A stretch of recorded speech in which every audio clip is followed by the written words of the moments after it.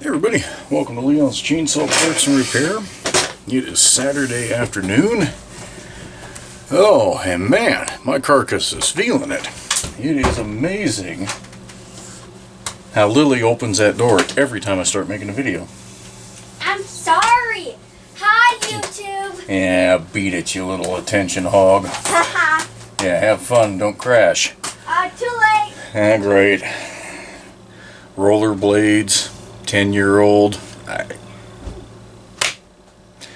That might have been the back of Mom's car. Eesh. Anyway. So I had a project this morning that I probably never have again of this scale. Good friend of mine, his daughter and son-in-law bought a piece of property up in the hills, and they're working on building a pasture. And then a whole lot of trees needed to be cut out of the way. So at this point I can say that he's going to need to A, buy a bigger saw, and B, probably get used to this kind of stuff. But you know what, there's some firewood in it for me. I've got no problem doing it. It was a fun change. I haven't really cut since early fall, and boy, I got a new respect.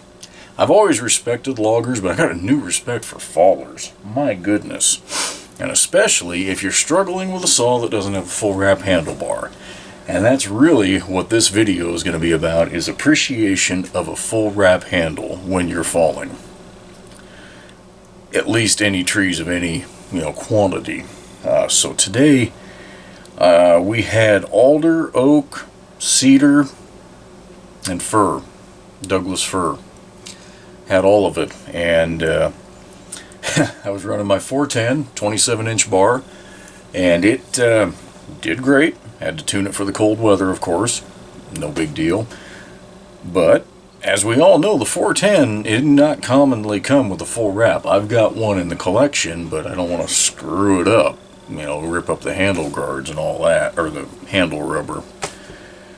So it went up in the collection, and I was just running the regular handle. Well, you know what? One or two trees, whoop-de-doo, you're not going to notice it. The 30-some trees I cut today, oh man, you notice it. All through here, and back of your elbow, up the bottom of your arm. I should know what those muscles are called. I don't care. I know they're sore.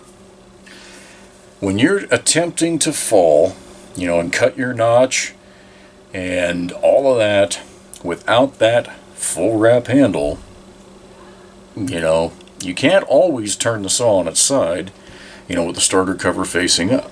You just can't. If any of you have watched any of Buckin's videos, or probably any other dozens or hundreds of people on YouTube that actually do know what they're doing, you know that there are certain times where you don't want to be on a certain side of the tree. Just the way it is. So anyway, it was fun. We had, like I say, all those four species. Smallest would have been 8 inches in diameter. Largest 23 to 24. There were a couple that oak. I only had about that much bar sticking through with that 410. So yeah, it was a lot of fun. Got a lot of good practice. The stumps, if they were being graded, they probably wouldn't grade all that terribly high. One of the tendencies I have is in the back cut, you ought to be, your initial cut on your notch should be level. You obviously angle for the rest of your notch, but then your back cut ought to be level.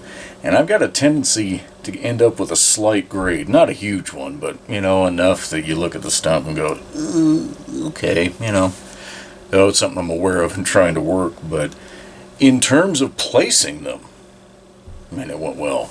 Went really, really well. Nothing hit anything that we weren't trying to hit. I intentionally limbed the side of a cedar tree that had dead limbs, 40 feet up.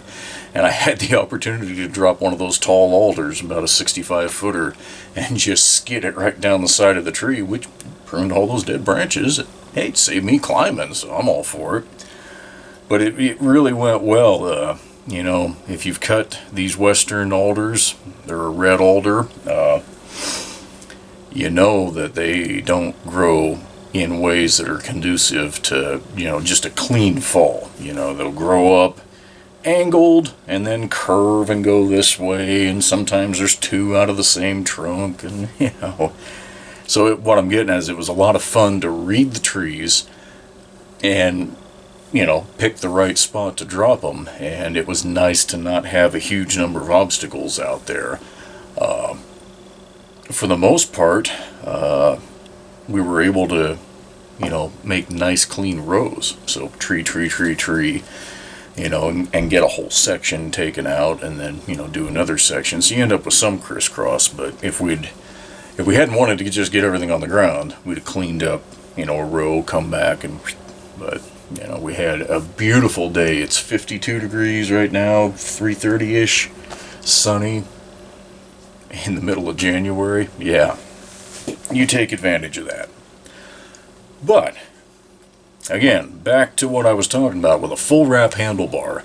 You really start to appreciate it when you're standing in a hole or you're standing on a knoll and, you know, the tree is half in a little drainage ditch or a creek bottom or something, and you're trying to get a half-ass level notch, you know, and it's just, it works your arm. So it's surprising, I think, how many Homelight saws didn't have a full wrap option or weren't commonly equipped with a full wrap after the mid-80s. I understand logging was already kind of in decline at that point, but you can still get full wraps from Steel, Echo, Husky, you know, to this day.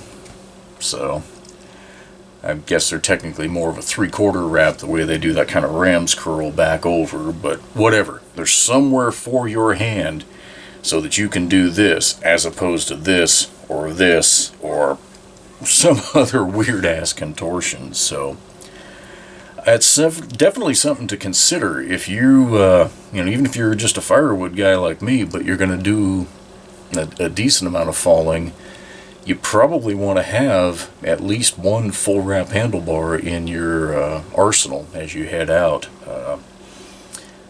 You feel a lot better, you know, at the end of the day if you do. So anyway, just kind of a little check-in. I'll be uploading those videos, a couple videos on some Macs I added to the collection here in a minute, and all in all, pretty good Saturday. I hope it's been for you guys as well.